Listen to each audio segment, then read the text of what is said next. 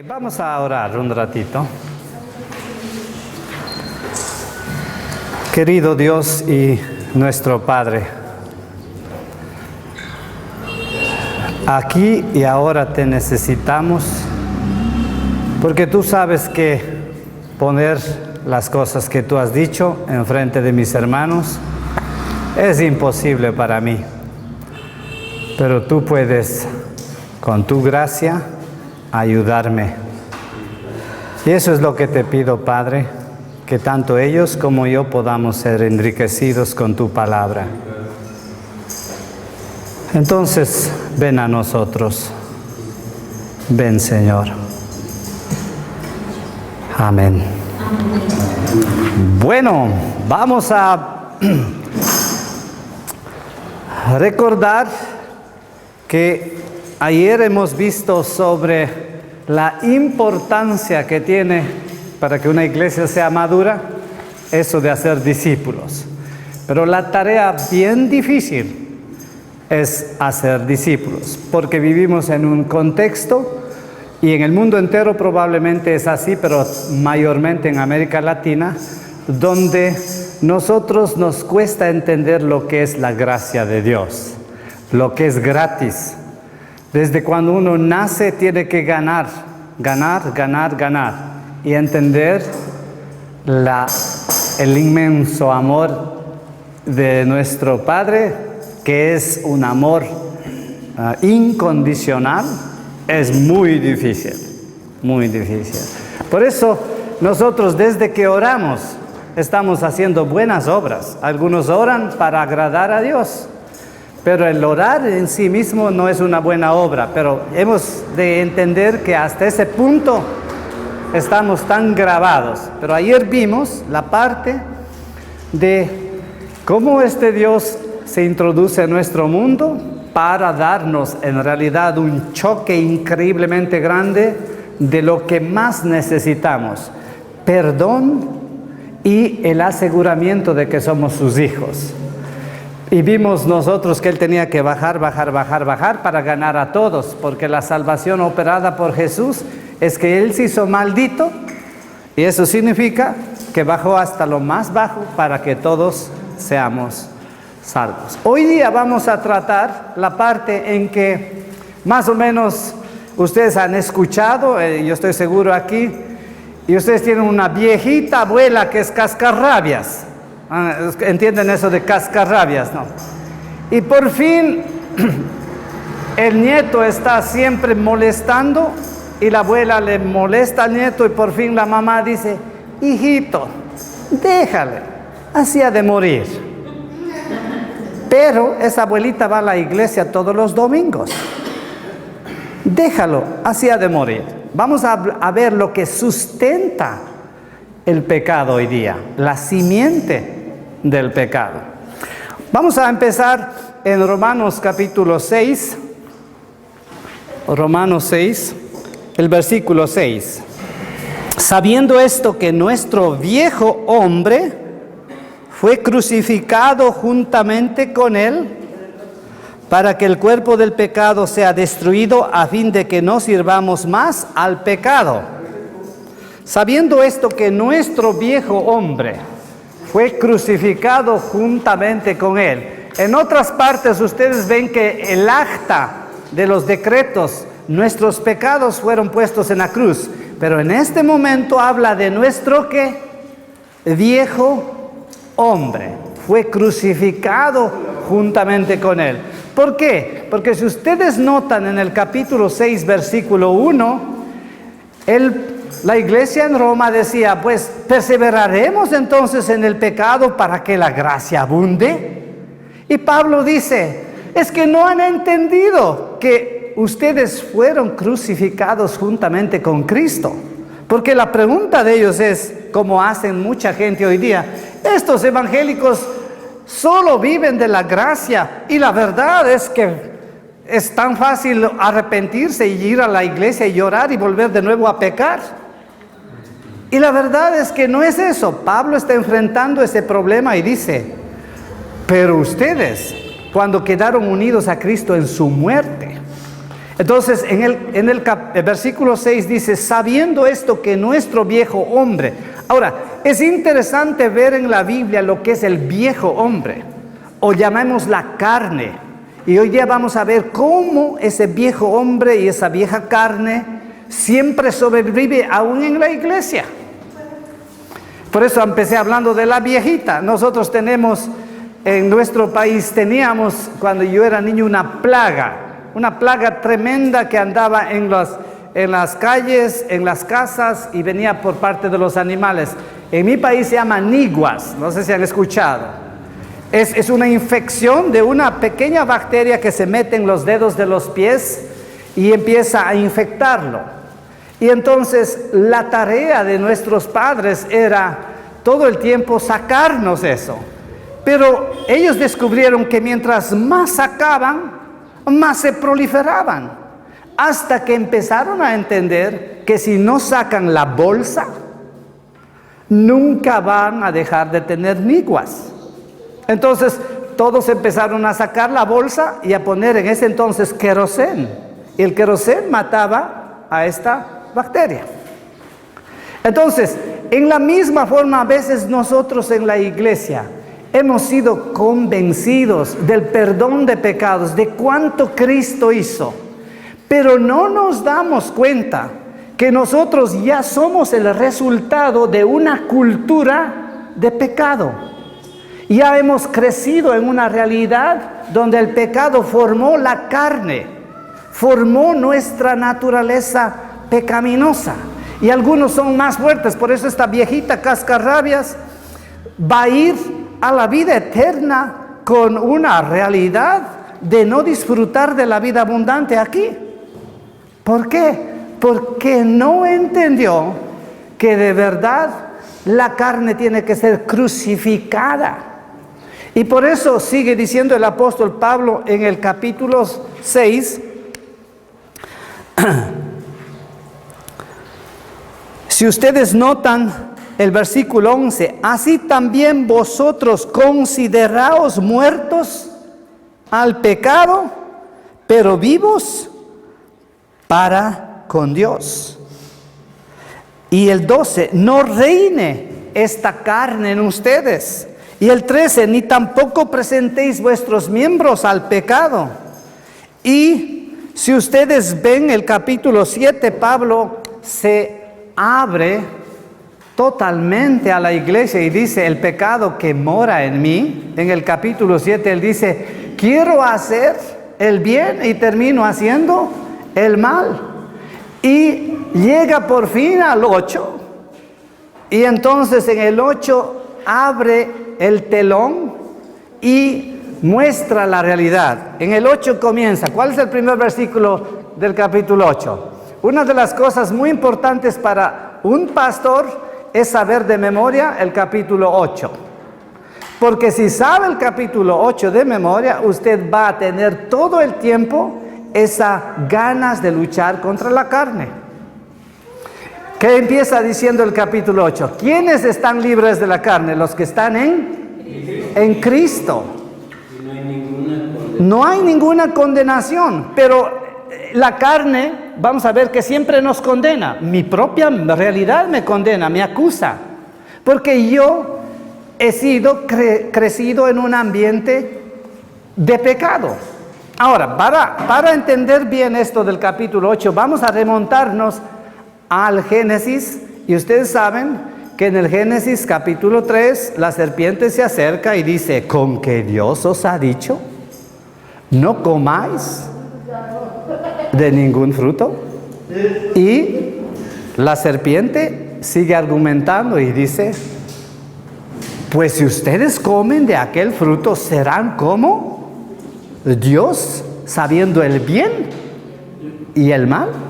Debes tocarlo, esa planta, debes tocarlo, debes cogerlo, porque tú vas a saber el bien y el mal. Y tú puedes administrar tu vida con ese conocimiento. Si conoces el bien y el mal, vas a administrar tu vida. Quiero poner aquí un pequeño detalle. Una de las cosas muy interesantes que entró en la iglesia evangélica en el Ecuador en los años 80 era que interpretaban bien, mal, cuando Pablo dice yo soy griego con los griegos, judío con los judíos. Y entonces la iglesia empezó a decir, para ganar a los que están en las drogas hay que meterse en las drogas, para ganar a los que están en el rock pesado hay que meterse en el rock pesado. Y así de verdad la iglesia empezó a aliarse con el mundo. Y lo que interpreta mal ahí es que cuando la serpiente le dijo, si comes de aquel árbol, vas a poder administrar el bien y el mal tú. Pero ¿qué sucedió? Cuando cogieron del fruto, quedaron atrapados por el mal. Y Pablo dice en Romanos 7, quiero hacer lo que Dios quiere, pero no lo puedo. Anhelo con todas mis fuerzas. Pero pobre de mí, termina diciendo en el capítulo 7. Yo quedé atrapado, queriendo ser como Dios, quedé atrapado. Y ustedes notan que hay tres cosas que empezó a destruir la raza humana apenas sucedió aquello en el huerto.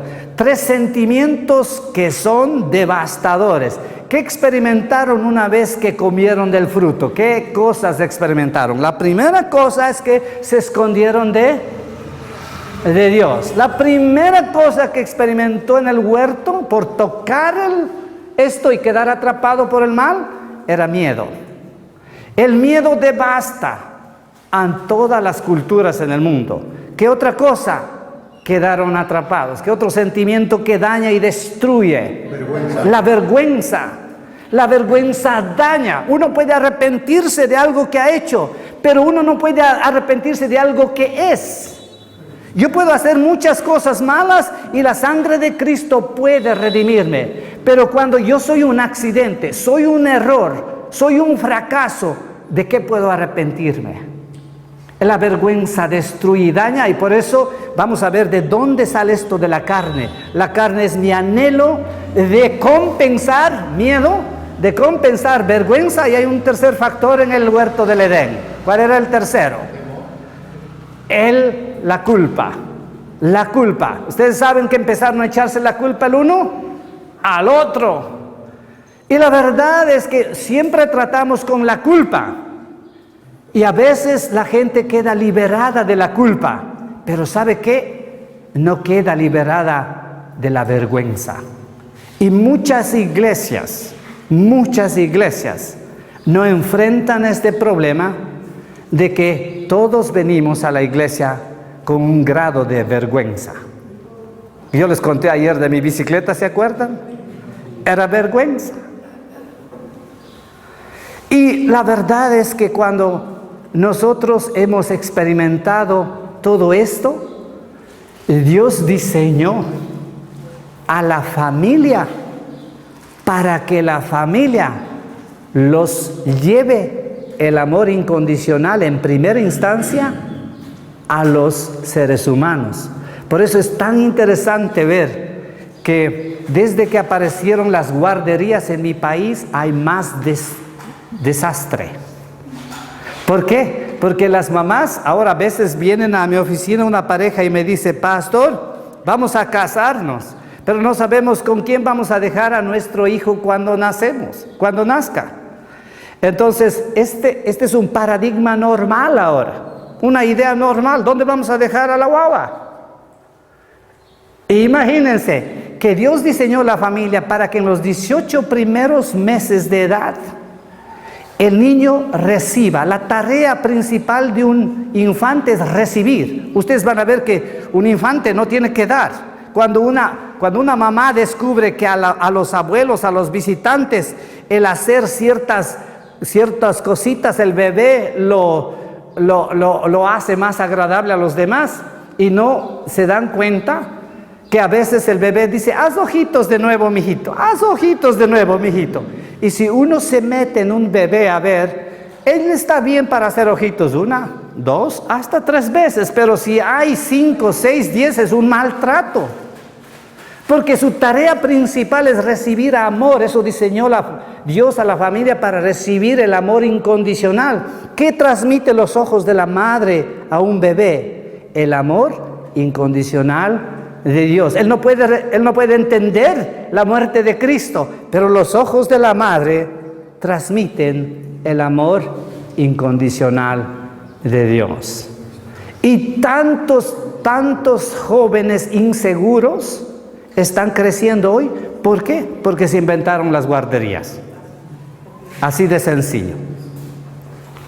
Entonces, cuando nosotros no hemos recibido en la infancia lo que debemos recibir de parte de Dios por la familia, eso quiero que ustedes lo capten muy bien. La familia es la invención maravillosa de Dios para traer las puertas abiertas del Evangelio a este mundo.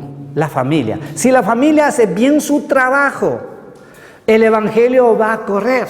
Nosotros solo estamos a veces pasmados de los cambios que hacen en un drogadicto o en una mujer que se ha dejado arrastrar por el pecado. Solo estamos mirando eso, y es bueno que glorifiquemos a Dios por ello, pero no estamos glorificando a Dios por familias sanas. Y esto es lo que Dios ha anhelado siempre. Imagínense si Dios hubiese querido que no sea así. Una vez yo vi una película de esas modernas muy interesantes en la cual una máquina hace bebés.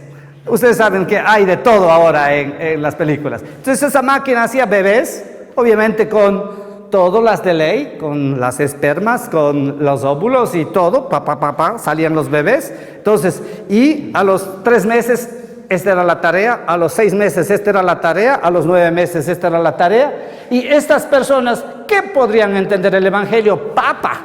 Nada. Porque a los 11 años les entregaban, según la película, a una familia que fue creada en esa manera. ¿Para qué? Para que le ayude a producir lo que esos talentos naturales de ese bebé tienen. Producir. Eso era todo. Bueno, era una película y gracias a Dios que nosotros no somos fruto de una película, somos frutos de un diseño inteligente.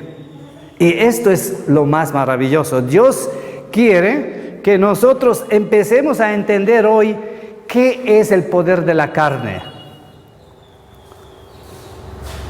Bueno, yo tenía que hacer muchos cambios. Recuerden este versículo ayer, es muy importante. Lo mínimo que Dios anhela que nosotros entendamos que somos seres trascendentes con un diseño desde la mente de Dios para que seamos santos y amados, y para venir a un mundo en el cual en realidad vamos a ver tanto rechazo y sufrimiento, pero somos antorchas vivas porque Dios nos va a hacer de esa manera. Yo estoy seguro que mis hijos no van a ser lo mejor para esta sociedad, esa antorcha donde ven amor, santidad, autocontrol y alegría de la vida. Pero mis nietos lo van a hacer porque mis hijos están haciendo mejor de lo que yo hice con ellos. Una de las cosas que un arreglo de mi esposa y yo antes de casarnos era,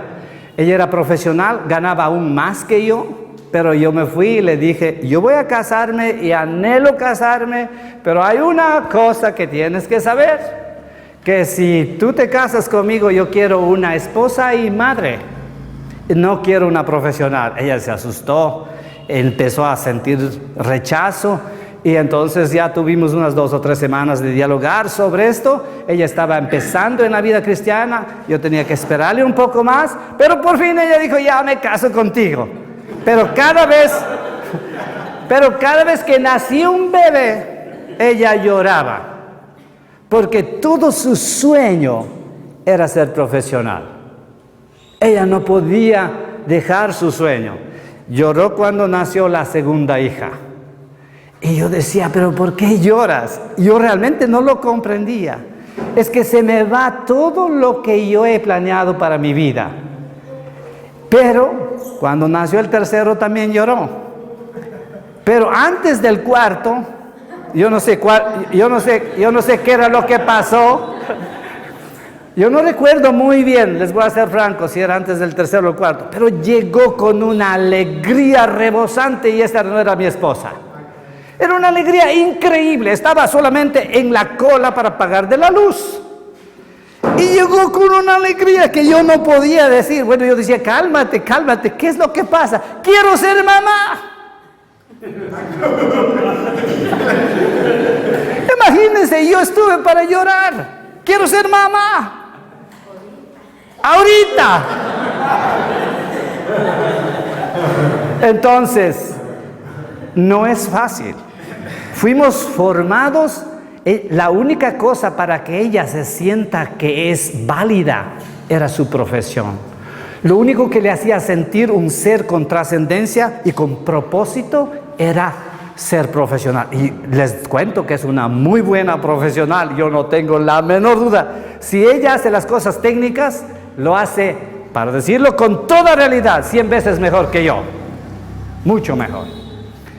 Pero eso es lo que ella aprendió, cómo tener valor en su vida. La vergüenza manejó su vida toda la vida. ¿Pero por qué?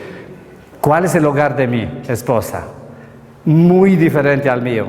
Ella fue producto de un divorcio, muy temprana edad. Solo vio peleas. Sus palabras que llegaron a ella son cosas como, ojalá no te hubiese tenido. Y muchas otras cosas. Esta es la realidad del mundo en el que vivimos. Entonces, ¿cómo tener? Ahora, tengo que decirles que la carne, la naturaleza pecaminosa de mi esposa es mucho más fuerte que la mía. Mucho más fuerte que la mía.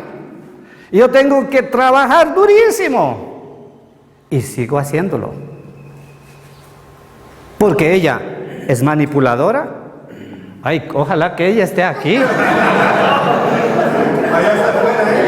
Muy bien. Controladora, obstinada, y puedo añadir 2 cosas más, pero mejor no lo hago. Y yo, en mi carne, soy el tipo que agrado a todo el mundo. Y siempre estamos en problemas con mi esposa, porque yo tenía que aprender del Señor quién soy yo, porque mi complejo de pobreza me ha llevado a agradar, mi complejo de inferioridad me ha llevado a agradar a la gente. Y esa es mi carne, y a veces peleamos, porque estábamos para comprar una casa, solamente para que sepan, una casa que anhelábamos toda la vida, en el barrio que queríamos, a 2 cuadras de la iglesia. Vendimos ya nuestra casa, y entonces a mí rápidamente, porque yo temo a la gente, a mí rápidamente me convencieron del precio. Mi esposa decía, párate más, párate más. Y yo le decía, pero está bueno. Y el hombre ya me amarró, ya me embaucó, se dice en el Ecuador, ya estábamos allí. Y ella dice, párate más. Y estoy seguro que si mi esposa compraba la casa, solo que ella respeta mi liderazgo, estoy seguro que ella sacaba $5,000 más barato. Les aseguro. En todo caso, la carne es el producto de nuestras defensas a las heridas desde que nacemos. Eso es todo. Es nuestra defensa a las heridas desde que nacemos. Ahí estamos mi esposa y yo. En la pared muchas veces. En otras palabras, lo que Pablo está diciéndonos en Romanos capítulo 6, especialmente en el 8, bueno, perdón, me salté, a veces yo me voy de un lado a otro, pero vamos al 8, miren, vamos a ver cómo esta carne es tan fuerte en unos y menos fuerte en otros, depende del hogar de donde venimos y cómo es el ambiente en el cual nos hemos desarrollado. Miren el capítulo 8. Solo para decirlo así. Ahora pues ninguna condenación hay para los que están en Cristo Jesús. Ustedes han notado eso, que los que están en Cristo Jesús no tienen ninguna condenación, pero en la vida diaria nosotros estamos recibiendo nuestra autocondenación, insinuaciones de que no hay esperanza para ti, estás en fracaso, y cuáles otras mentiras que hay. Pero para los que están en Cristo Jesús, no hay ninguna condenación. Está hablando aquí el capítulo 8, ya vamos a ver de dos naturalezas, la naturaleza que es en el espíritu y la naturaleza que es en la carne. Las dos naturalezas están ahí. Por eso dice, ninguna condenación hay, pero ¿para quiénes? Para los que están en ese momento en el espíritu, ¿no es cierto? Y no en la carne. ¿Por qué dice? Porque la ley del espíritu de vida, versículo 2, todos los pastores tienen que aprenderse de memoria esto, porque la ley del espíritu de vida en Cristo Jesús me ha librado ¿de qué? De la ley, del pecado y de la muerte. Y el evangelio, si ustedes quieren predicar un mensaje poderoso del evangelio, siempre prediquen Romanos 8:3, porque lo que era imposible para la ley, por cuanto nosotros éramos débiles por la carne, Dios enviando a su Hijo, ¿en qué? En semejanza de carne de pecado, igualito a 2 de Corintios 5:21, que dice, al que no conoció pecado, por nosotros lo hizo pecado. Lo que era imposible para la ley, Dios enviando a su Hijo en semejanza de carne de pecado, ¿qué hace? Condenó. Ayer vimos la justicia. Cada uno de ustedes fueron ajusticiados en Cristo. Condenó al pecado en la carne ¿de quién? De Jesucristo. ¿Y qué empieza el 4? ¿Qué dice el 4? Vamos a ver las dos naturalezas. Para que la justicia de la ley se cumpliese en nosotros, que no andamos conforme a la carne. La justicia de la ley no nos va a acusar si nosotros andamos ¿en qué? En Cristo Jesús. Para que la justicia de la ley se cumpliese en nosotros, que no andamos según la carne, sino según Él. Porque el ocuparse de la carne es... Bueno, ¿qué sigue? ¿Qué sigue? Yo estoy saltándome. Versículo 5. Los que piensan en las cosas de la carne. Ahora, ¿qué hace el creyente que vive en la carne? Está a la defensiva todo el tiempo. Todo el tiempo. Quiera sea o no, tenemos la carne ¿qué es? Una cáscara que hemos podido desarrollarlo a través de todas nuestras luchas en la vida. Esa es la carne.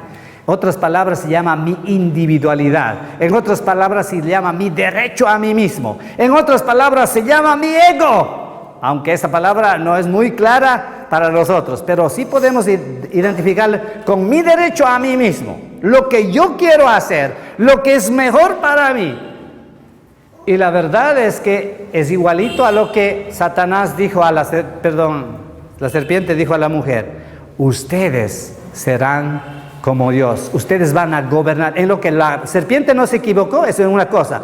Ustedes van a gobernar su vida. Y el creyente carnal gobierna su vida. Por eso es tan importante tratar este tema en el discipulado. Y esto, yo estoy haciéndolo en 1 hora, pero esto toma todo el tiempo. ¿Qué sigue diciendo? Porque los que piensan los que son de la carne piensan en las cosas de la carne, pero los que son del espíritu piensan en las cosas del espíritu, porque el ocuparse de la carne es muerte, más el ocuparse del espíritu es vida y paz. ¿Saben cuánto tiempo? Yo siempre estoy haciendo un análisis con mi propia vida. Una de las cosas que me ayuda a mí es, ¿qué estoy pensando? Siempre me digo a mí mismo, ¿qué estoy pensando? Porque muchas veces estoy en la carne. Viene un hermano y me dice, ay hermano, me hace una crítica constructiva. Y yo enseguida saco mis antenas. Estoy en la carne. ¿Qué estoy pensando? ¿Estoy defendiéndome? Porque si soy hijo amado, ¿por qué voy a defenderme? ¿Ustedes saben que Jesús andaba reivindicándose cada rato? ¿Sí saben lo que es reivindicarse? Es decir, enderezando los malos entendidos que la gente está pensando de él. Le acusaban de una cosa, le acusaban de otra cosa, y él andaba todo el tiempo diciendo, no fue así, no fue así, fue de esta forma. Nunca le vemos a Jesús en esa forma, jamás. ¿Por qué? Porque él sabía quién era. La persona que vive en el Espíritu, porque recuerden el versículo 16 dice, el Espíritu mismo da testimonio a nuestro espíritu de que somos hijos de Dios. Entonces viene la revelación del Espíritu constantemente, pero ¿cuándo? Cuando el creyente ha decidido no vivir en la defensa. Recuerden, la carne es mi propia defensa. Esa es la carne. Hay muchas maneras de vivir en nuestra defensa. Ahora, ¿qué sigue? El ocuparse de la carne es muerte, pero el ocuparse del espíritu es vida y paz. ¿Qué sigue? Por cuanto los designios de la carne son enemistad contra Dios, porque no se sujetan a la ley de Dios ni tampoco pueden. Eso es interesante, tan interesante. Los designios de la carne no pueden sujetarse a la ley de Dios. ¿Y sabe qué es la cosa que más gasta el creyente? El creyente gastamos hartísimo tiempo tratando de hacerle a la carne buena. Créanme, ese es un trabajo que gasta los creyentes en cantidades de tiempo tratando de hacer que la carne sea. Por ejemplo, yo tengo un mal pensamiento. Antes yo tenía un mal pensamiento. Decía, he pensado mal del hermano. Entonces ahora tengo que pensar 2 cosas buenas del hermano. Y ya estaba compensado. Pero ¿sabe qué pienso ahora? Mi carne no lo puedo cambiar. ¿Qué dice Jesús? Vamos a ver un texto, no yéndonos de Romanos. Miren, en otras palabras, el hombre caído no es simplemente una criatura imperfecta que necesita mejorarse. No.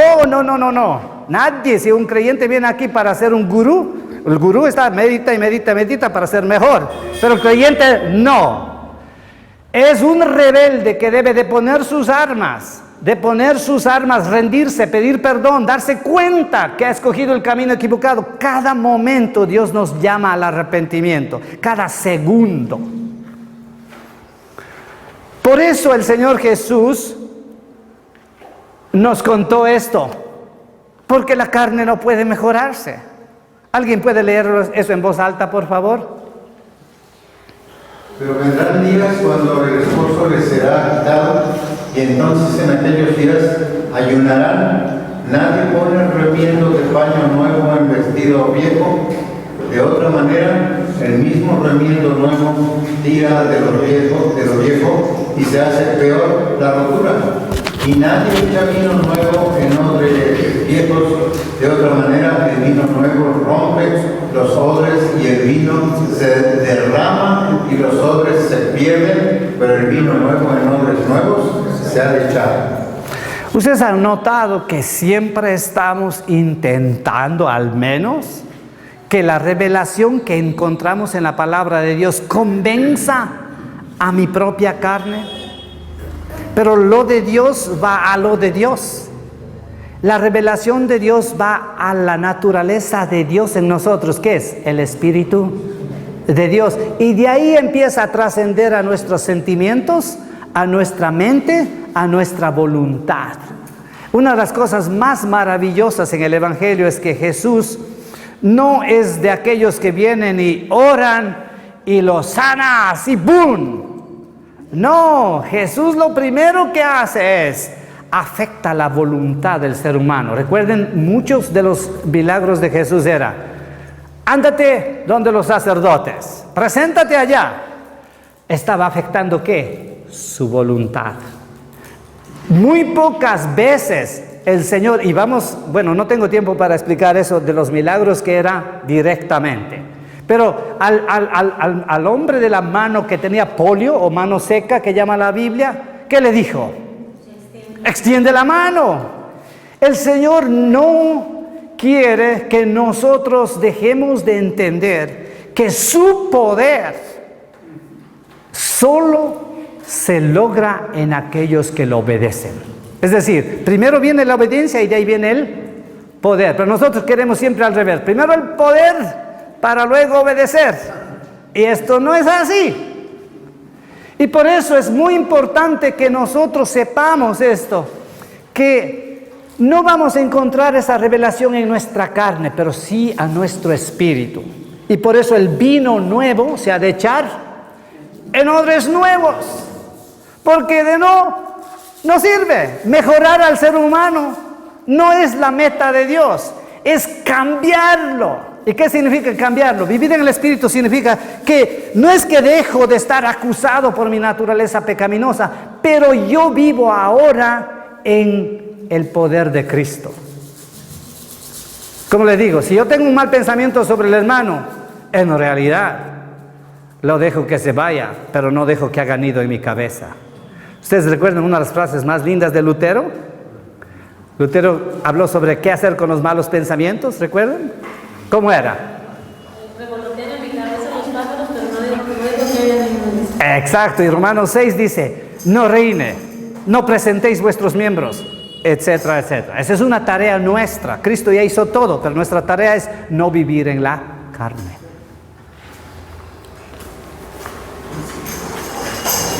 Ahora, la naturaleza de pecado, esta carne, puede mostrarse y coexistir con una moralidad apropiada o con una inmoralidad inapropiada, pero siempre tiene un denominador común: mi derecho a mí mismo. Ustedes han notado que Jesús, los problemas que él tuvo fueron siempre con los fariseos. Ustedes saben que la gente que estaba convencida de que es pecadora, ¡pum!, iba rápido al reino de los cielos. Pero los fariseos, no, jamás. Porque ellos tenían, uno puede decir, ellos eran realmente, civilmente o en la sociedad, eran considerados pecadores perdidos. Jamás, no eran. Tenían una moralidad apropiada. Pero Jesús no se fijaba en eso. Jesús se fijaba en lo que está más abajo de eso. Imagínense en ese versículo que pongo ahí, no necesitan verlo porque vamos a demorarnos mucho. Allí ellos ven el milagro de que Lázaro sale de la tumba. Y dicen, ¿qué podemos hacer? La gente se va atrás de él. Ha hecho todo, pero nosotros no vamos a permitirlo. Ellos en realidad tenían su carne tan fuerte, era que los privilegios que ellos tenían del templo, de la pax romana, como les tenían a los romanos tranquilos, eso no querían perderlo por nada del mundo.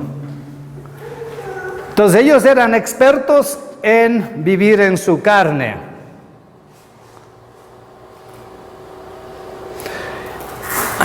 Ahora, vamos, antes de entrar allí, vamos a seguir con Romanos. Ustedes ¿recuerdan que quedamos en Romanos 8? ¿Sí? ¿Qué dice el 8? Los que viven según la carne no pueden agradar a Dios. Así es, y los que viven según la carne no pueden agradar. Mas vosotros, sigue diciendo, no vivís, recuerden, a la iglesia, mas vosotros no vivís según la carne. Miren, yo tengo un hermano en la iglesia que por muchos años escuchó bastante de sus padres. Él tenía problemas de oír, se le reventaban los oídos continuamente y recibió primero un apodo bien despectivo. Los hermanos lo decían de ese apodo, pero su padre le mandó un mensaje y el mensaje era: este chico no va a tener éxito, no va a tener éxito nunca. ¿Saben qué? Eso fue bien grabado en él, pero su carne se levantó y dijo: le voy a demostrar a mi padre. ¿Y sabe qué? Su familia sufrió, pero él sigue sacando título tras título universitario. ¿Por qué? Porque él tiene que demostrar. En la vergüenza le maneja no el Espíritu de Dios, sino la vergüenza. Por eso es importante que meditemos qué estoy pensando, por qué estoy haciendo tal cosa. A veces nosotros decimos es la voluntad de Dios, pero en el fondo es la mentira que he creído desde niño y que quiero demostrarlo, compensarlo. Y por eso muchas veces uno termina nuestros días y mira hacia atrás y dice: oh, cuánto hubiese querido, pero todavía podemos. Por eso dice, versículo 9, mas vosotros no vivís según la carne, sino según el Espíritu. El Señor es tan, como llaman a esos que escriben libros de estos de autoconfianza y de motivación. El Señor es tan motivador dice, ustedes viven según el Espíritu. Pero añade una cosa, si es que el Espíritu de Dios mora en vosotros. Porque de lo contrario, no hay cómo. No podemos hacer que... Hay muchas gentes que vienen a la iglesia y empiezan a asistir porque tienen problemas. Y nosotros inmediatamente ya pensamos que son creyentes. Y la verdad, nadie le ha llevado al despertar espiritual. ¿Qué es el despertar espiritual como vimos antes? Ir a darse cuenta que es un pecador perdido. Si alguien no pasa por la cruz, no puede ser creyente, jamás puede serlo. Y nosotros muchas veces con las personas ya los consideramos como creyentes y les hacemos un daño, porque no le estamos haciendo que experimente lo más importante de la vida. Y por eso es tan necesario que entendamos bien que tenemos que ayudar a nuestros discípulos a entender bien, pero bien el Evangelio. Si no tienen el Espíritu de Cristo, ¿qué dice la palabra? No son de Él. Es triste. No son de Él. Ahora viene un versículo poderoso. Léanlo el 11. Y si el Espíritu de aquel que levantó de los muertos a Jesús mora en vosotros, el que levantó de los muertos a Cristo Jesús vivificará también vuestros cuerpos mortales por su Espíritu que mora en vosotros. Así es. El mismo Espíritu que sacó a Jesús de la tumba está en ustedes. Recuerden, Él va a vivificar ¿qué? Vuestros cuerpos mortales. Él va a sanarles emocionalmente, Él va a sanarles físicamente. ¿Saben qué? Nosotros sabemos, y creo que ustedes saben muy bien, es un dato de todo el mundo, el 95% de las enfermedades tienen raíces ¿qué? Espirituales y emocionales. Ahí está. Si usted de verdad vive en Cristo, vive en el Espíritu, usted va a ver que pasan los meses y años y se va hermoseando. Ahora quiero hablar lo bueno de mi esposa, porque mi esposa ha trabajado durísimo con su carne. No solo ella, pero como hablé de ella, me toca hablar lo bueno de ella. En realidad, yo he visto tantos esfuerzos de dejar de controlar, de ser obstinada, de manipular. Hace esfuerzos increíbles. ¿Y saben qué? Yo cada vez estoy más unido a ella y ella a mí, porque vivimos en el Espíritu. Es tan bueno cuando ella dice, ¿sabes qué? Ya estaba. ¿A poco? Pero, gracias a Dios. Ahora, el Espíritu de aquel que sacó a Jesucristo de los muertos vivificará. Es decir, que hay esperanza. Hay tantos hermanos en la iglesia que solamente viven para ser alguien. Solo viven para ser alguien, para decir, aquí estoy yo. Y nosotros ponemos a la gente en liderazgo, a los que dicen, aquí estoy yo. Y la verdad es que tienen dones. Pero lo que pide Pablo en primer lugar, en 2 Timoteo, es que en primer lugar sean idóneos o sean fieles. Fieles. Si alguien no vive en el Espíritu o aprende a vivir más en el Espíritu, en realidad puede tener una idoneidad increíble, pero no va a poder bendecir a otros. Por eso es tan importante que esta parte de vivir en la carne, en nuestro trabajo de hacer discípulos, sea un trabajo constante, constante. A veces a nosotros esta parte no nos gusta porque el pastor primerito tiene que desnudarse. El pastor primerito tiene que decir, ¿sabes qué?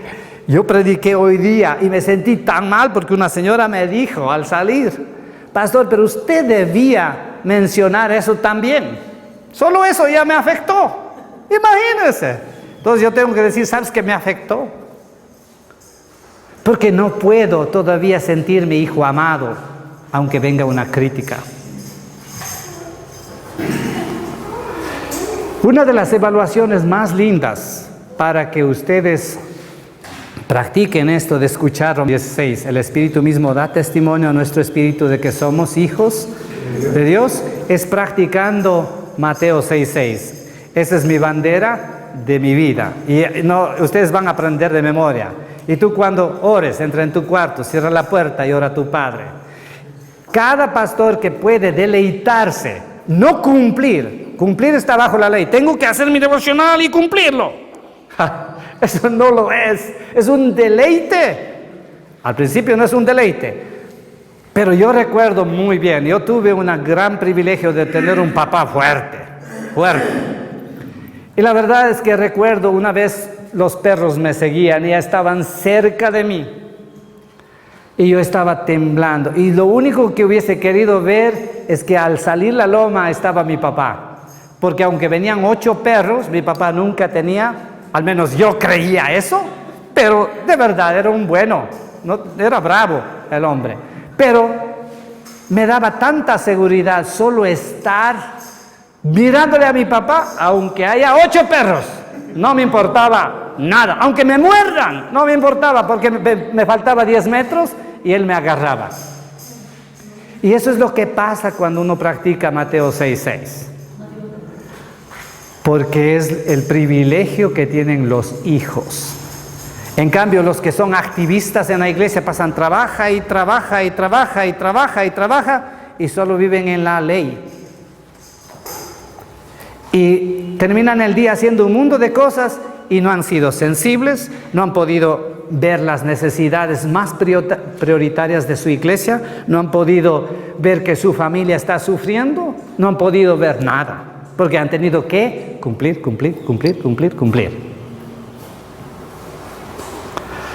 Pero cuando uno está con ese Padre un buen rato, hablando con Él, quizá usted no dice nada, pero usted sabe que Él dice, ándate allá, un solo requisito es que tú sepas que ahí estoy yo. Y estoy ¿qué dice la Biblia? En secreto. Usted tiene un gran privilegio. Yo recuerdo cuando jugaba con mis hijos, cuando eran pequeños, jugábamos a las escondidas. Y al más pequeño siempre le ayudaba yo, empezaba a respirar fuerte para que me encuentre, porque era el último que no me encontraba. Y ustedes vieron la cara cuando me encontraba. ¡Oh, qué alegría! Y eso es lo que hace el Padre cuando dice en secreto. Él quiere que le encontremos, Es muy importante cuando uno se desarrolla en el Espíritu, porque la carne poco a poco va menguando. ¿Por qué? Porque usted se siente amado. Mi Padre es mi Padre. Lo que Él determina es más importante, aunque todos opinen lo contrario. Ahora, estas son algunas de las cosas por las cuales se levanta la carne en nuestras etapas tempranas. Por eso es importantísimo trabajar con la familia. Los psicólogos llaman, hay 2 clases de traumas en la vida, y estos son los primeros traumas, ausencias necesarias, pero que no hemos tenido. Por ejemplo, no haber sido valorado y celebrado por los padres, no haber tenido padres que se tomen el tiempo para conocer nuestras características personales, animándonos a compartir lo que somos, lo que pensamos, lo que sentimos. Todos ustedes han visto a esa niña de 4 años que está tratando de romper un huevo, y cuando rompe el huevo y hace todo bien, mira a la mamá y mira los ojos de la mamá y se siente tan feliz. Esto es ser valorado en las capacidades, en los dones, en las cosas. Y estas cosas son amor incondicional. Mire, ¿cómo la gente va a entender el amor incondicional de Dios si sabe que es una vergüenza? ¿Cómo puede entender?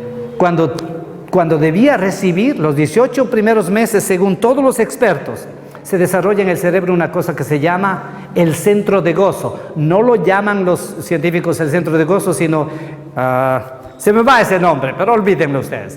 Pero solo se desarrolla en esa etapa de la vida porque en esa etapa solo recibe. ¿Y saben qué? cuando alguien no ha tenido eso y le dicen, ¿sabes qué? Dios te ama, pero te ama, te ama, te ama. Y a veces en mi discipulado he pasado meses y años con la gente y no logra entender, porque no ha tenido una experiencia nada familiar. Pero Dios tiene muchas formas. En realidad es más difícil para los que han tenido estas ausencias. Es mucho más difícil. Yo recuerdo, por fin, una hermana de una iglesia de la costa. En la costa hay mucha gente que consulta con los brujos en el Ecuador. Y de verdad es bien devastada sus vidas, porque en la costa no hay matrimonio. El matrimonio, ya vamos a ver mañana lo que se llaman sendas antiguas. El matrimonio es una senda antigua, un principio. Vamos a ver cómo asentar nuestra iglesia en principios. Y es muy importante. Esta persona que viene de la costa no entendía el evangelio, le amaban. ¿Saben qué? Invirtieron bastante en este joven. Le hicieron sentir tanto amor a este joven. Le llevaban a la casa hasta que le empezaron a mimar. Y eso era el otro lado negativo. Pero de todas maneras, un día, este joven, en una cosa muy sencilla, entendió el evangelio. Es decir, Dios tiene caminos para... Era muy interesante, él tenía un pollo de pelea. Ustedes no van a creer, pero la verdad el evangelio entra por cosas que Dios solo sabe. Y él ha dejado su gallo de pelea en la calle, ha venido otro gallo y le ha masacrado. Y él amaba a su gallo de pelea. Y recién entendió cuánto le costó a Dios pagar por él. Yo no sé cómo le metió Dios eso. Yo le he dicho muchas veces lo mismo, pero no entendió. Pero Dios sabe cómo mete. Y por eso, por ejemplo, el último, no haber tenido padres que al disciplinarlos sabían distinguir entre la falta y la identidad. Eres el colmo, eres un tonto, quítate. O cualquier otra cosa despectiva, están rechazando la identidad. Pero si uno disciplina por lo que han hecho o por la rebeldía que ve, eso es diferente. Nosotros enseñamos, somos la iglesia que enseña el uso de la vara para los bebés, para los niños. Decimos siempre, la vara de Capulí, no sé, aquí no conocen la vara de Capulí, pero la vara de Capulí es la más, tiene que ser del grosor, son delgaditas, pero no se rompen. Son del grosor del dedo meñique del bebé, del niño. Y siempre vamos a las piernas y en la nalga. ¿Por qué? ¿Por qué Proverbios es tan sabio? Porque no quiere que haya maltrato. Los padres que no saben disciplinar, ¿qué hacen? ¡Pum! Les pegan la cabeza, le jalan el cabello, o le gritan, o le acaban. Pero el tejido adiposo de la nalga tiene terminaciones nerviosas múltiples. ¡Duele! Pero nunca daña. Porque Dios sabía cómo llevar a los niños a tener, ¿qué? Dependencia de sus padres. ¿Cómo van a depender en el espíritu más tarde si nunca aprendieron en la niñez a depender? ¿Cómo van a tener autocontrol en su vida si no aprendieron a tener eso? Eso es tan importante. Miren la sabiduría de Dios.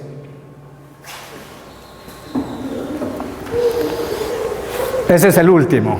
Y hay otro tipo de cosas que han hecho levantar la carne. Este es otro tipo de cosas, experiencias negativas. Esto, por ejemplo, destruye tanto la identidad del niño. Abuso físico, incluyendo cachetadas, tiradas del cabello, sacudidas y hasta puñetazos. Un niño que ha recibido todo eso casi crece siendo un error.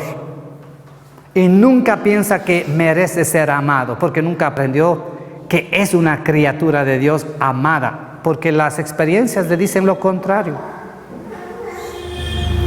El abandono de los padres es una cosa mundialmente que ha destruido la identidad de los niños. Destruye completamente. Ahora, estas heridas estimularon a evitar el dolor proveniente del abuso, el rechazo, la humillación, el abandono. Quiero contarles la experiencia de un hombre que normalmente asistía ya 3 años a la iglesia. Pero por fin la esposa se atrevió a decir la verdad. Le dijo al pastor: oiga, vivimos muy bien hasta cuando suceden estas cosas y él se transforma. Bueno, ella en realidad se atrevió. El pastor intentó acercarse al hombre, pero el hombre lo esquivaba y lo esquivaba. Por fin el hombre estuvo yéndose, esto es algo muy chistoso, pero estuvo yéndose en su carro por una carretera de noche, regresando a la casa. Y de pronto un carro atrás de él le pitó. ¡Pe, pe! Y él estaba enojado. Bueno, llegó a la curva y de nuevo. Y lo hizo 3 veces. Y él cogió el carro y le pasó al hombre y le plantó al carro. El otro tuvo que frenarse y salió y directamente. Y el otro empezó a bajar el vidrio y estaba para pegarle. ¿Serio? Y el otro de adentro dijo: oiga, hermano, le dice, pero yo pensé que el sticker que tiene en su carro, que dice: si eres creyente, pita 2 veces, era verdad. Y este fue lo que derramó el vaso para irse donde el pastor. Y por fin dijo: yo estoy mal. Alguien me provoca y me enciendo. De verdad, mi esposa no quiere provocarme, pero yo me enciendo. Me enciendo y me enciendo. Y no solamente es así, a veces me provocan los niños y me enciendo. Me provoca por cualquier cosa. Bueno, el pastor empezó a ayudarle, a explicarle el amor de Dios, que él necesita saber que no debe tener esa carne tan viva. Bueno, intentaron, pero una cosa les ayudó: el Espíritu mismo revela a nuestro espíritu las verdades. Que cómo hemos de orar no lo sabemos, pero el Espíritu intercede por nosotros con gemidos indecibles. Y el que escudriña los corazones sí sabe cuál es la intención del Espíritu. Entonces Dios nos revela en alguna forma. ¿Sabe qué? El pastor le dijo: oiga, ¿cómo fue su niñez? Empezaron a conversar. Y después de un rato, dijo: sí, mis padres son buena gente, realmente son buenos. Y no estaba mintiendo. Pero dice: ¿hay alguna vez que de verdad le pegaron duro o le maltrataron? No, eran buenos. No había parecido nada. Pero a los 2 o 3 días regresó el hombre y le dijo: ¿sabe qué, pastor? Yo me acuerdo de un incidente y eso sí que me ha empezado a molestar. ¿Cómo fue? Dice, cuando yo tenía 10 años, por fin mi papá y mi mamá me dieron permiso para traer a mis amigos a la casa de noche, para hacer una pijamada. No sé si aquí hacen las pijamadas. Y entonces era la primera noche entre sus 3 compañeros más cercanos de la escuela y él. Y él era el hombre más feliz. Pero por ese entonces y por años, su papá estaba quitándole el vicio, según su papá, el vicio de orinarse en la cama. Y esto vamos a ver que orinarse en la cama no es un vicio, sino es el resultado de un trauma. En todo caso, toda esa noche se divirtieron felices los muchachos y se acostaron y él se durmió como un lirón. Y todos, la mamá hizo pancakes ricos de mañanita con miel y todo, y ahí estaban celebrando. Y en medio de esa celebración asoma el papá con una sábana así. Quiero, compañeritos, que sepan quién es el orinón de esta casa. Dice él que algunas veces su papá había sido irónico, pero está lleno el vaso. Dice: no supe qué hacer, no supe cómo defenderme, pero una cosa que sí supe, bueno, yo estoy alargándoles rápido, es que no voy a permitir que nadie me haga doler jamás en mi vida. Nunca lo voy a permitir. Ese era el pacto que se hizo consigo mismo. Y desde ese entonces, su carne fue más y más fuerte. Y la verdad es que tuvo otros incidentes y se hizo más fuerte. Era ese tipo de que cuando alguien le venía a provocarle, él sabía cómo defenderse lo más rápido. En nuestro país dice, el que da el primer trompón gana. No sé si ustedes han escuchado. Ya, gana. Y ese era el hombre. Pero el hombre había creído una mentira. Nadie me va a defender. Y yo tengo que buscar cómo que nadie me hiera otra vez. Que nadie me hiera otra vez. Esa era su carne. Con eso manejó su vida. Y la verdad, hermanos, es que es bueno que meditemos en nuestros discípulos su pasado. ¿Cómo fue? Recuerden ayer cuando hablamos a quienes escogió Jesús. Gente estable, que todavía tuvieron que formarles. A Pedro tuvo que formarle, pero largo. Pedro estaba recién dormido cuando estaba amarrado con cadenas y se le veía tan sano. ¿Usted puede dormir sabiendo que mañana le van a matar? Ese era Pedro, estaba en el espíritu sano. Imagínense, mataron a Jacobo hoy día, mañana iban a matar a Pedro. ¿Y Pedro qué dice? El ángel tuvo que decir, Pedro, levántate, despiértate, hombre. Un hombre que vivía en el espíritu. Pero ¿qué pasó? Largo tiempo hasta que llegue a ser un hombre de esa clase. Y Dios quiere hacer eso. Recuerden el versículo 11.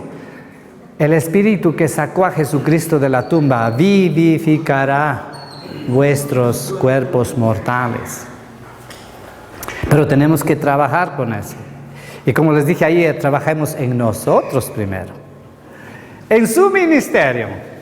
Ustedes han notado que a veces nosotros nos lanzamos a poner a una persona en el liderazgo por los dones, pero no por la sanidad, y vamos a poner dentro de eso la fidelidad. ¿Han notado eso o no han tenido esos problemas? Sí, se ha tenido ese problema. A veces nos guiamos más porque los vemos muy activos, como con muchas ganas, ¿verdad? Pero no checamos bien cómo está su vida espiritual. Y es donde uno pues, se lleva el chasco. Así es. Ustedes de pronto ven que el tesorero se lleva la plata y ya después están en problemas. Entonces, pero la madurez no lo vieron. Por eso se necesita reglamentos. Vamos a hablar el último día sobre reglamentos en una iglesia para ver cuántos años debes tener fidelidad y mirar lo que es estable la persona para darle un cargo. A veces puede ser corto el tiempo, porque le vemos una persona que no tiene una carne tan profundamente dañada. Cuando una persona se convierte a Cristo es lo más maravilloso. Esa es la primera cosa. Pero convertirse tenemos que evaluarlo. Convertirse tiene que ver con que esa persona no ha venido para mejorar su vida. Miren, en nuestra iglesia vienen bastantes personas para mejorar su vida. Dice, mi matrimonio anda mal, estoy mal con mis hijos, tengo problemas financieros. Y de verdad tratamos el problema. Pero no podemos convencernos hasta que él ha llorado, para decirlo así, entre comillas, por sus pecados. Cuando una persona ha podido ver que yo he pecado contra ti y contra ti he pecado, ese es el punto de partida. Cuando eso pase, los mejores evangelistas, escuchen bien, son aquellos que reciben la noticia. ¿Recuerdan la mujer samaritana? ¡Corrió! ¿Recuerdan a alguien? ¡Corrió! El endemoniado, ¡corrió! Debemos darles el privilegio de compartir lo que Dios ha hecho por ellos. Pero ponerle en un cargo eclesial, debemos esperar. Ahí sí, orar y orar hasta ver. Pero los mejores evangelistas, crean o no, en la Biblia son los que acaban de ser impactados. Esos se van. Y yo recuerdo un movimiento que ha crecido bastante. No sé si ustedes han oído un movimiento universitario que se llama... bueno, en cada país tiene diferentes nombres, pero en Ecuador se llama UCU. Internacionalmente se conoce como InterVarsity. Es un movimiento que lleva el evangelio a la universidad. Ellos han tenido éxito con este eslogan: ven que se convierte y le meten ahí porque son dinamita, pero no están de cabeza ya.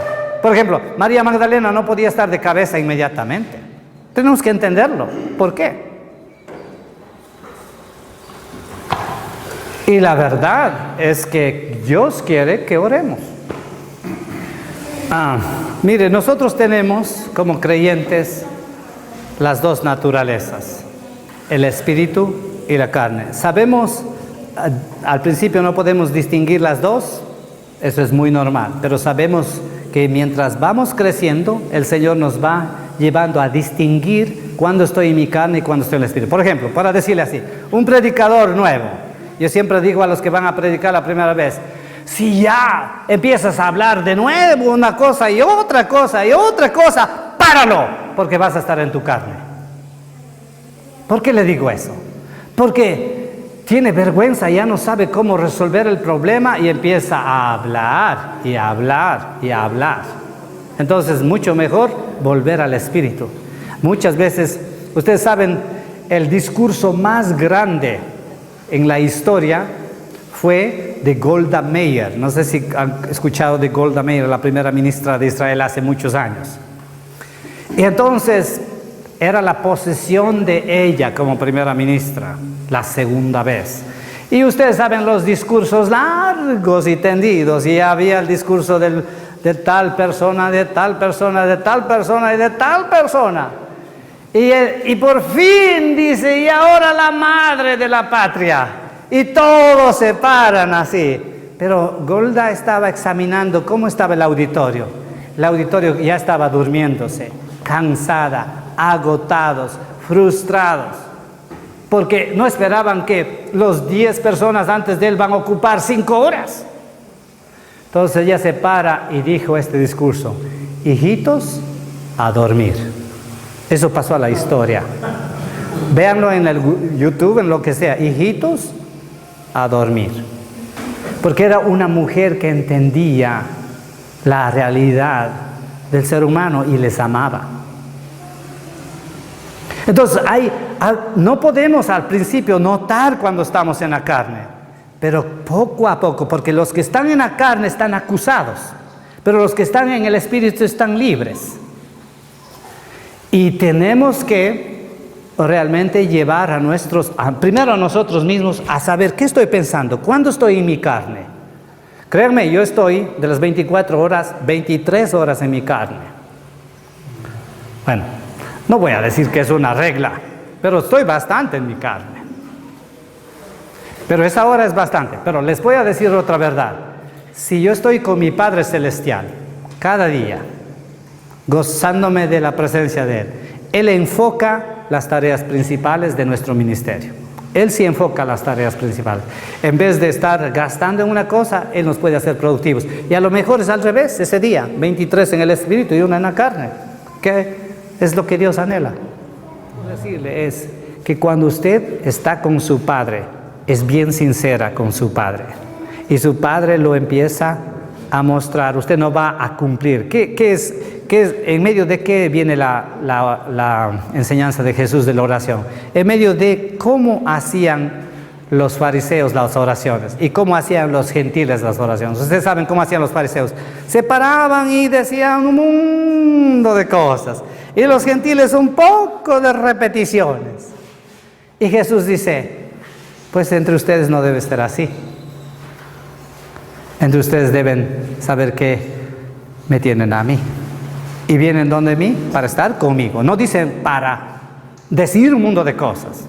Podemos decir todo lo que está a nuestro Padre. Pero también van a ver que mientras van desarrollándose, Él empieza a hablar. Al principio siempre es así, nosotros hablamos más. Después, un poco menos, y Él habla más. Y puede ser que apuntamos mejor. A veces es interesante cuando yo practico más Mateo 6:6, veo atrás mi día y es verdad.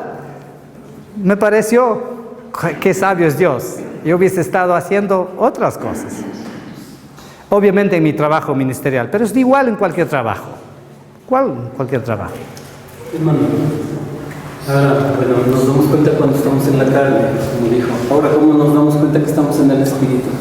Ustedes saben lo que dice, el Espíritu produce ¿qué? Amor, paciencia.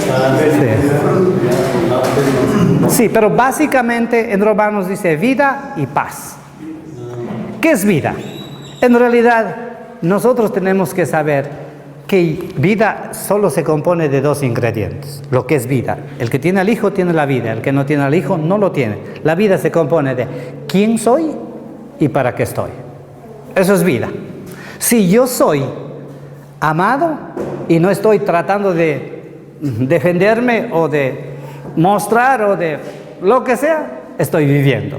Y si sé que mi propósito en realidad es dado por Dios, mi propósito, ustedes probablemente han de saber, hay un hombre que se llama León Tolstoy que escribe una obra, creo que se llama El Zapatero o algo así.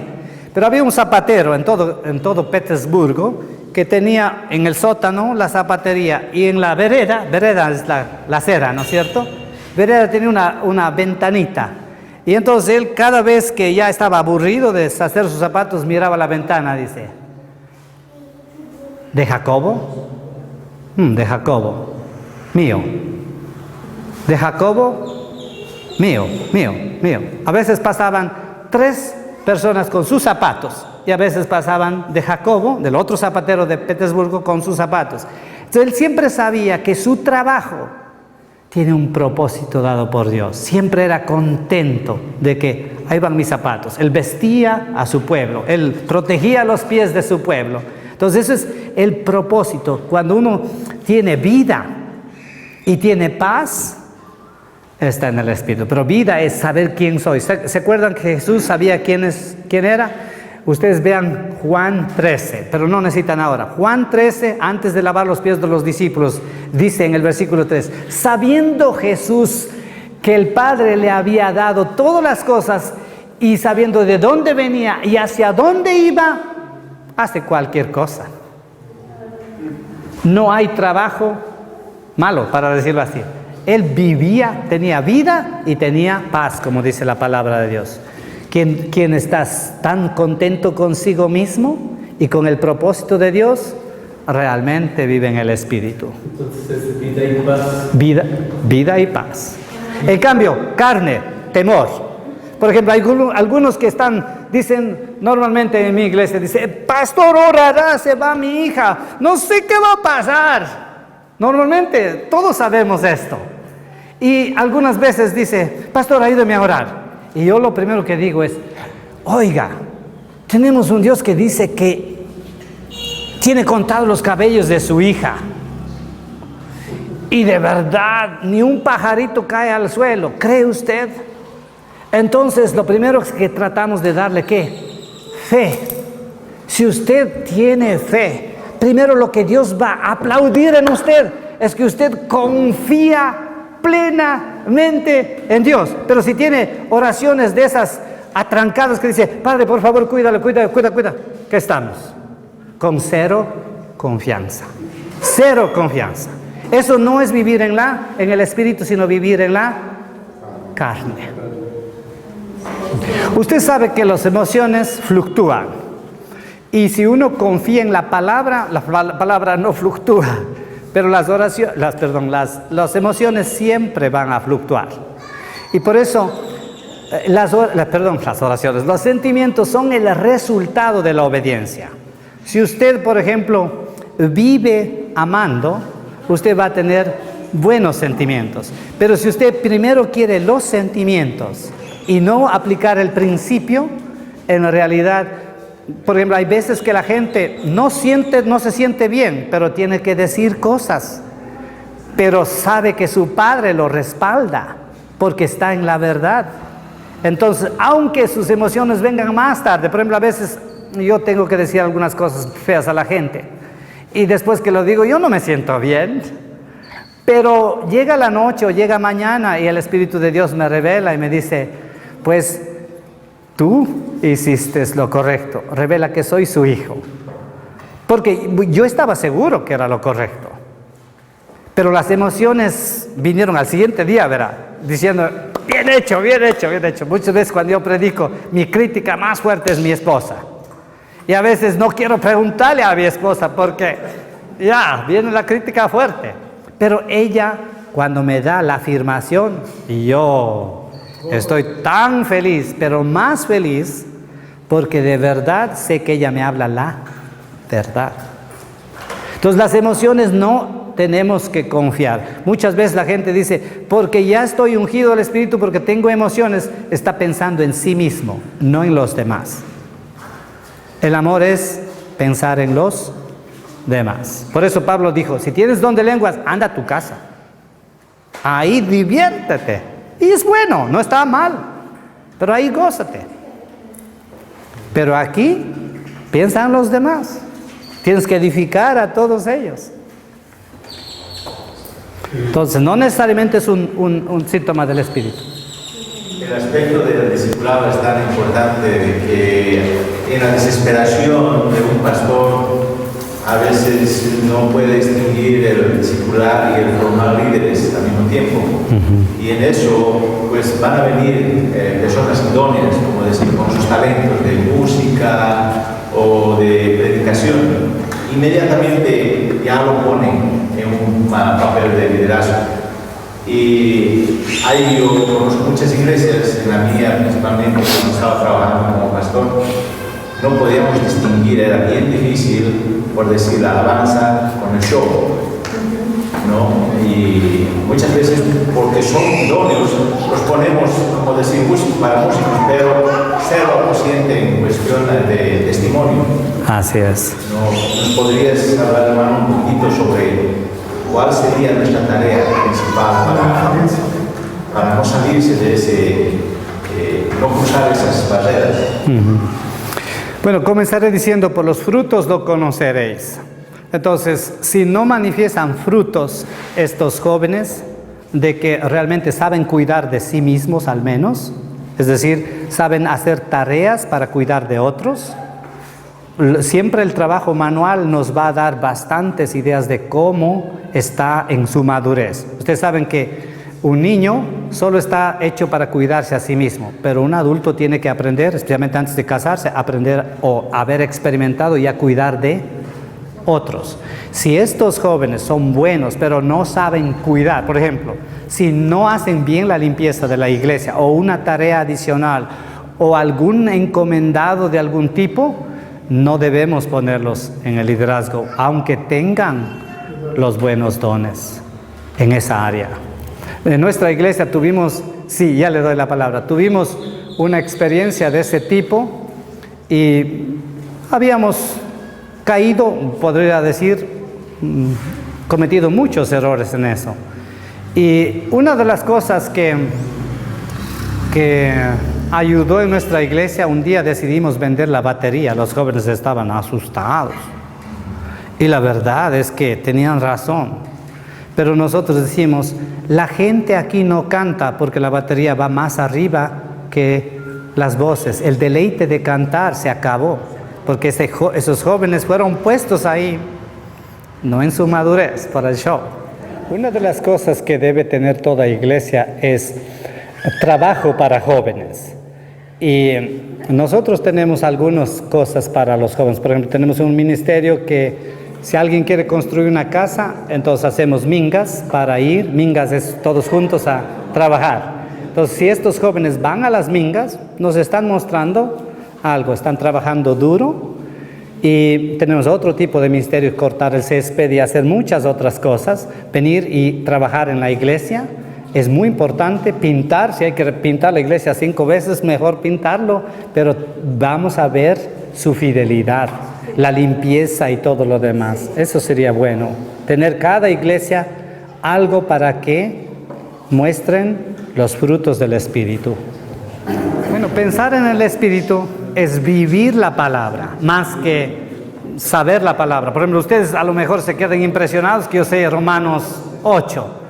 Pero mi meta no es impresionarles. Mi meta es que yo lo uso en mi vida diaria.